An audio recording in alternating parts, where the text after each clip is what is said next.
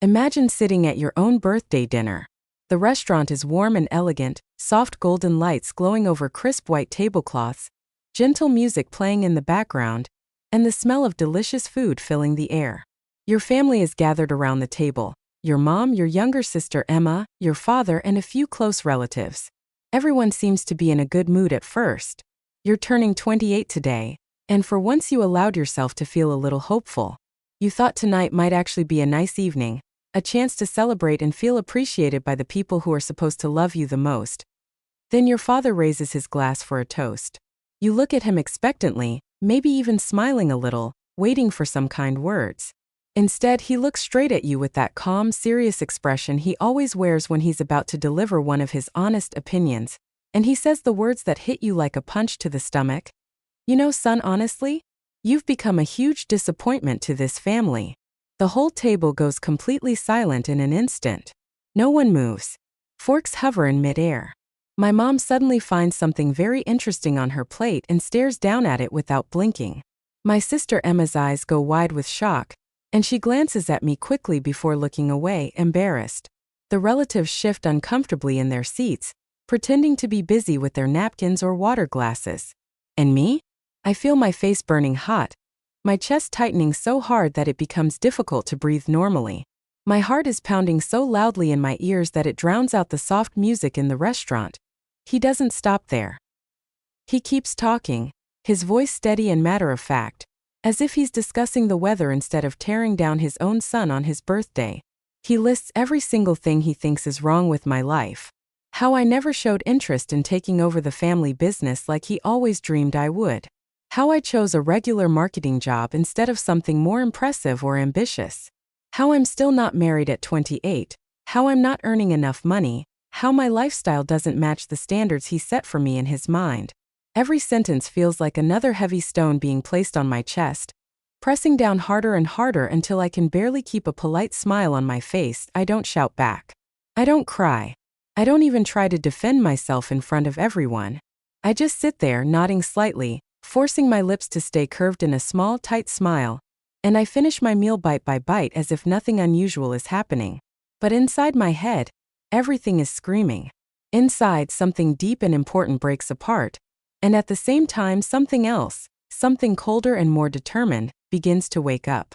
That single moment at my own birthday dinner becomes the turning point that changes the entire direction of my life. My name is Alex, and this is the full, honest story of how my father called me a disappointment at my own birthday dinner, and how, exactly 22 days later, the same family members who had sat there in silence while I was humiliated started panicking, calling me non-stop, showing up at my door, and realizing they had completely underestimated who I really was and what I was capable of becoming when pushed too far. After we finally left the restaurant that night, I drove home alone through the quiet city streets. The lights from passing cars and buildings blurred together outside my windshield, but I couldn't really focus on any of them. My hands gripped the steering wheel tightly, knuckles turning white. Those words kept repeating in my mind like a broken record. Huge disappointment. Huge disappointment. Huge disappointment. I parked my car in front of my small apartment building, walked inside, closed the door behind me, and just sat down on the couch in the dark without turning on any lights. I stayed there for hours staring at the wall, replaying every single second of that dinner over and over again. The way my father's voice never wavered even once while he spoke. The way my mom chose to stay completely silent instead of saying even one word in my defense. The way my sister looked at me with that mix of pity and discomfort in her eyes. The way the relatives avoided making eye contact with me for the rest of the meal. It all hurt so much more because it happened on my birthday. A day that should have been about joy and celebration had turned into a public reminder that, in the eyes of my own family, I was simply not enough. For the first several days after that night, sleep became almost impossible. I would lie in bed staring at the ceiling, my mind racing with questions and painful memories. I felt a storm of emotions all at once. Deep anger, heavy sadness, crushing shame, and a strange kind of emptiness I had never experienced before. Sometimes I even started doubting every choice I had ever made in my life. Was my father actually right? Had I really wasted my potential? Was I truly a disappointment who had let everyone down? Those thoughts would circle around in my head for hours, making me feel smaller and smaller with each passing minute, But around the fifth day, something important began to shift deep inside me. The pain didn't magically disappear, but it started changing shape. Instead of letting it drown me, I felt it slowly turning into a quiet, burning fuel. I made a firm decision sitting alone in my apartment that evening. I was no longer going to beg for their approval. I was no longer going to call them crying or try to explain why I was living my life the way I was. I was done shaping my decisions around what my father wanted me to be. From that moment forward, I was going to focus entirely on becoming the strongest, most capable version of myself. Not for them, but for me. I began with small but very consistent changes that no one else could see at first. At my regular marketing job, I started arriving earlier and staying much later than anyone else. I volunteered for every extra project that came up, even the difficult or boring ones that other people avoided. During my lunch breaks, I studied new skills on my laptop, advanced data analysis techniques, better ways to write persuasive copy, strategies for delivering strong client presentations. I had put these things off for years because I was always too tired or too distracted worrying about family expectations, but now I had a new reason to push myself. That I also started taking much better care of my body and my mind. Every single morning before work, I went to the small gym near my apartment. I followed a structured workout plan, pushing myself a little harder each day. I fixed my sleeping schedule so I was getting deep, restful sleep every night. I began eating cleaner meals, preparing simple but nutritious food at home instead of ordering takeout when I felt low. I even went shopping one weekend and bought a few new shirts and trousers that fit better and made me look sharper and more confident when I saw my reflection in the mirror. These small improvements gave me a quiet sense of control that I hadn't felt in a very long time. But the biggest and most important change was the one I kept completely to myself. A secret project that became my silent mission. I had always secretly dreamed of starting my own small consulting business, helping local companies improve their marketing strategies and grow their customer base. Years earlier, when I had mentioned the idea to my father, he had laughed and told me I didn't have the drive, the talent, or the business sense to make something like that succeed. Those dismissive words had stayed with me, buried but never forgotten. Now, after what happened at my birthday dinner, I decided it was the perfect time to prove him wrong in the most powerful way possible. Not by arguing with him, but by actually doing it and letting the results speak for themselves. In the evenings after work and after my gym sessions, I sat at my desk and worked quietly on building that business. I created a clean, professional website using simple tools I taught myself. I reached out to old contacts from previous jobs and from college, sending polite but confident messages explaining the kind of marketing help I could provide. I offered my services at fair, reasonable rates to make it easy for small business owners to say yes. The first few clients who took a chance on me were small, but I poured everything I had into delivering excellent results for them. I stayed up late many nights refining strategies, creating detailed reports, and making sure every client felt truly supported. I documented every single step of this journey in a private notebook and on my computer. Every new client I signed, every positive piece of feedback I received, every extra dollar that came in from my side work. But I never posted anything about it on social media. I never sent updates to the family group chat. I never dropped any hints during the few short phone calls I had with my mom. I kept everything completely silent because I wanted the impact when it finally came to be undeniable. The days continued to pass in this focused, almost meditative rhythm. Wake up early for the gym, work hard at my day job with new energy, come home and build my consulting business late into the night. I could feel myself growing stronger physically, mentally, and professionally with each passing day. My boss at the marketing company quickly noticed the sudden positive change in my attitude and performance. On day 12, he called me into his office, smiled, and gave me a significant promotion along with a nice raise. It felt satisfying, but I still didn't share the news with my family. I wanted to keep building momentum in private.my side consulting work was growing even faster than I had hoped. Happy clients started referring their friends and other business owners to me. By day 18, the income from my consulting had already surpassed what my father probably believed I could earn in half a year at my regular job. Yet I remained completely quiet. No bragging. No subtle comments. Just steady, invisible progress. Then, on the morning of day 22, everything began to shift. My phone started lighting up with notifications. First came a text from my sister Emma. "Alex, Dad has been asking me all morning why you're not answering his calls. He seems really anxious. Is everything okay with you? A few hours later, my mom called. Then she called again. Then my father's name appeared on the screen. He called once, twice, 3 times. I let every single call go straight to voicemail. I wasn't ignoring them out of spite. I simply wasn't ready to speak yet. I wanted them to sit with the same heavy silence I had carried alone since my birthday night. That same evening, my sister showed up unexpectedly at my apartment door. She looked nervous, her eyes darting around as if she wasn't sure how I would react. "Alex, what's happening?" "Uncle Mark spoke to Dad and told him you received a big promotion at work, and that you've apparently started some consulting business that's actually doing quite well. Dad has been pacing around the house all day. He keeps saying he really needs to talk to you. He looks worried, almost panicked." I looked at her calmly, my voice steady and even. "Just tell him I'm busy right now. I'll reach out when I'm ready." Later that night, my father left a voicemail. His voice sounded nothing like the confident, cutting tone he had used at the birthday dinner. It was quieter, shakier, uncertain. "So, I think we need to have a real conversation.